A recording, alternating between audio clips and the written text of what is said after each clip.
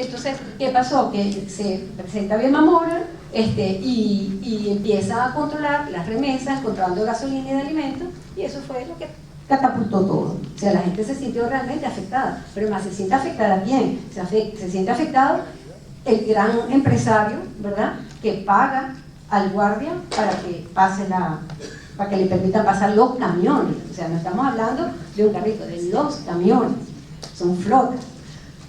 Se siente afectado el guardia nacional, que ya no va a percibir. Se siente afectada la clase de sectores bajos, porque ingresos bajos, porque inventan tener hijos, como tienen familia. O sea, estamos tan cerca que argentino no tiene un familiar uruguayo, que uruguayo no tiene un familiar argentino, ¿sí? Entonces resulta que todos podían decir que tenían familia, hijos estudiando en Colombia, que vivían con sus familiares, y se creaba la remesa familiar.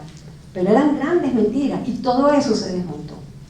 Absolutamente todo se desmontó. Entonces se afectó a todo el mundo, desde el chiquito al grande, y en menos de un mes, con toda la penetración de hace 15 años que se estaba haciendo, pues esto estalló porque además afectó a todo el mundo, desde el más chiquitito. Bueno, lo que llama la atención es que los disturbios iniciaron con la consigna de mayor seguridad, mayor libertad, carencia de alimentos, que es todo lo que veníamos hablando, para terminar el objetivo real, que es la salida de Maduro, de los cubanos, de todo lo que huele a Chávez y al socialismo del siglo XXI.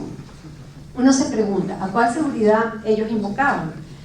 La que ellos mismos han convocado, con la inseguridad, esa inseguridad, porque para la otra, con todos los problemas que puedan haber en este momento en Venezuela, se crearon los programas de inserción social, que son realidad, y tienen inversiones en dinero presupuestario. Los nuevos programas de formación de la nueva policía, tenemos toda una nueva policía que está saliendo, la nueva Guardia Nacional.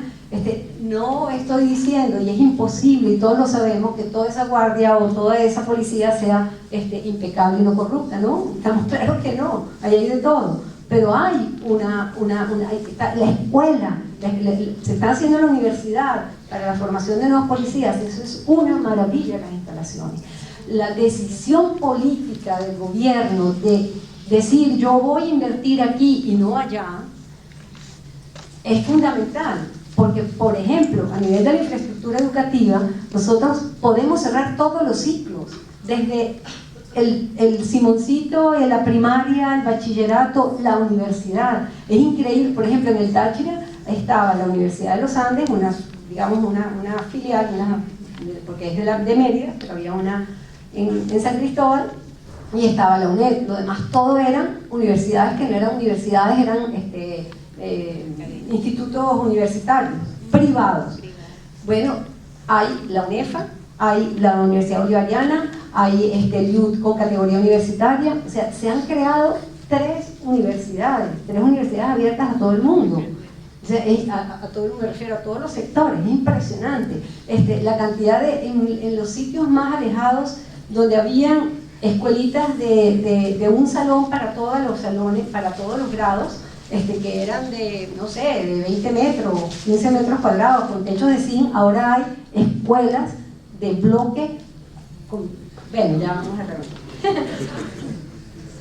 Bueno, entonces, ¿por qué no plantear las propuestas para controlar y hacer seguimiento a estos problemas? La conclusión es que chavista u opositor, corrupto y guarimbero, no es chavista ni opositor, es maleante y debe ser tratado y juzgado como tal. Y esta es la gran conclusión. Hay dos conceptos de vida enfrentados, dos sistemas encontrados, y la oposición va a hacer todo lo posible por recuperar lo que sienten que les fue arrebatado, el poder para ejecutar lo que quieren como quieren. Sin sentimentalismo, pero objetivamente, se debe tener la capacidad de analizar, reflexionar, actuar y defender democráticamente lo que se ha alcanzado. Y lo grande de Chávez, y quizás es algo que no todos hemos entendido, y por favor, de verdad esto es bien importante, es que sus últimos 15 años los dedicó al fortalecimiento de la institucionalidad democrática participativa. Él realmente era un creyente de eso. O sea, ¿qué es lo importante?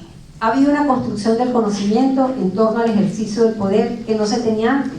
La visión de Chávez permitió nuclear países y organismos en torno a Venezuela, y una intervención no va a resultar fácil en estos momentos.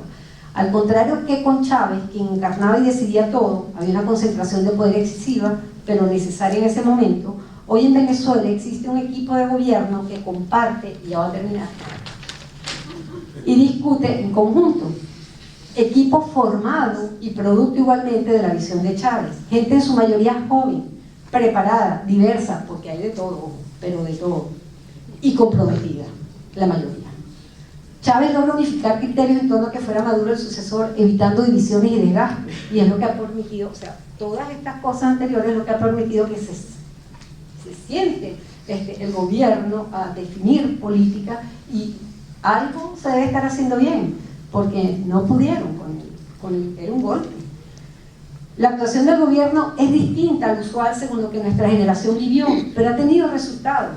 No se han hecho intervenciones violentas, tienen una fuerza militar y policial disciplinada que en su mayoría ha aceptado humillaciones sin responder en forma agresiva o descontrolada.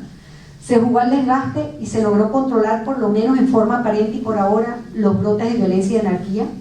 Se logró hacer que se deslindaran los opositores no violentos de los violentos. Se logró la instalación de las mesas de paz y las mesas de diálogo. Se pusieron presos a las fuerzas del orden que se extralimitaron en sus funciones. Yo de verdad no estoy muy segura, pero creo que no fueron más de 2 o 3 en un plan de desestabilización de más de un mes. O sea, eso es bien importante. Nosotros tenemos una cuestión de harakiri permanente en donde se nos olvida, cuando vemos los desaciertos, de hacerle reconocimiento y acentuar las cosas asertivas que se han hecho. La política de desgaste a la que apostó el gobierno les permitió militarizar sin rechazo por la mayor parte de la población, logrando controlar sectores anarquizados y descontrolados, que si lo hubieran hecho desde el principio, el rechazo hubiera sido total y hubieran nucleado más a la oposición. Los niveles de inserción social son inmensos y no deben ser olvidados cuando los desaciertos aparecen. La mayor cantidad de soluciones habitacionales realizadas, además en ubicaciones céntricas, mire, es impresionante. Soluciones habitacionales hacen todos los gobiernos, pero en la cantidad que este proceso ha hecho y en los sitios donde lo ha hecho, o sea, antes se hacían en las afueras, en las zonas marginales. Si ustedes pueden ir a Caracas o a San Cristóbal, a Venezuela, a cualquier región, las soluciones habitacionales están en Florida, en la calle Florida, por decir, con el metro a La Pata, con los museos alrededor, con todos los servicios.